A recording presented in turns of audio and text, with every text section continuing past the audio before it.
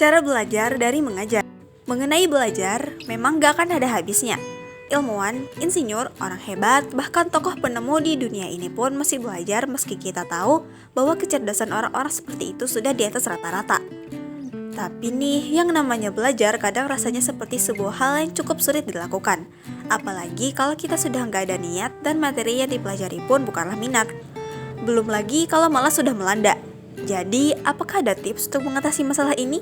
Kalau permasalahan kamu adalah rasa malas, mungkin bakalan cocok buat cek video sebelumnya yang udah tim akademikus upload. Tapi jika permasalahan kamu adalah bingung apa metode belajar yang cocok buat kamu, mungkin di video ini kamu akan menemukan jawabannya.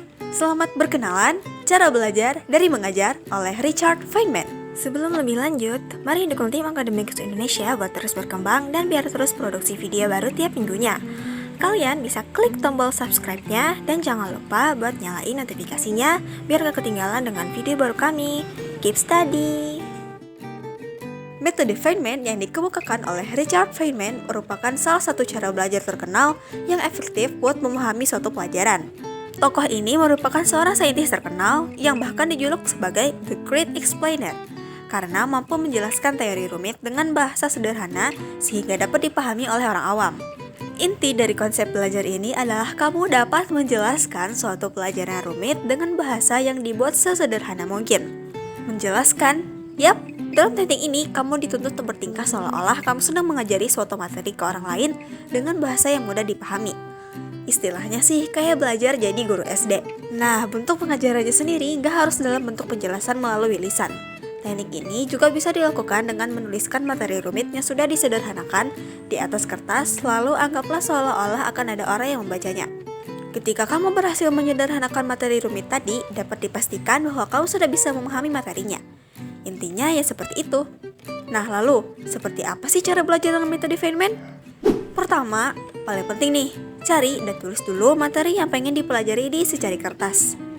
Misalnya nih kita mau belajar proses terjadinya hujan, maka kita tuliskan di kertas bagaimana hujan terjadi.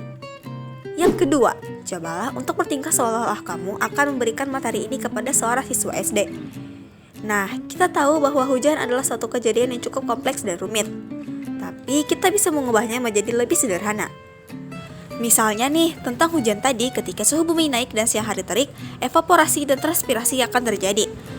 Nah, anak SD tidak akan paham dengan istilah itu kan? Maka kita sederhanakan menjadi ketika cuaca panas, air akan menguap. Bukankah terlihat lebih sederhana dan mudah dipahami? Inilah ciri khasnya. Jadi, tulislah bentuk sederhananya di kertas. Langkah ketiga nih, ini berlaku ketika ada suatu materi yang sulit untuk kamu jelaskan. Maka tandailah materi ini untuk dipahami lebih lanjut. Misalnya dengan materi hujan yang sama kayak tadi, sampai di tahap dimana akan terjadi kondensasi, dan kebetulan kita lupa dengan istilah tersebut, jadi kita tandai dulu nih tentang kondensasi.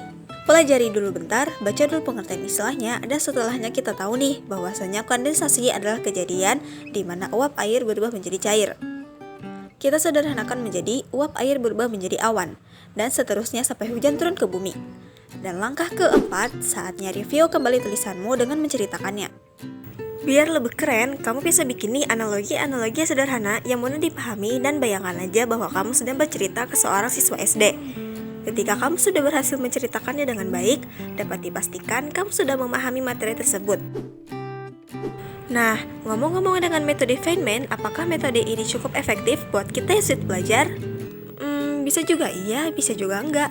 Belajar memiliki pengertian yang luas. Setiap orang punya pengertian dan cara belajarnya masing-masing, termasuk kamu.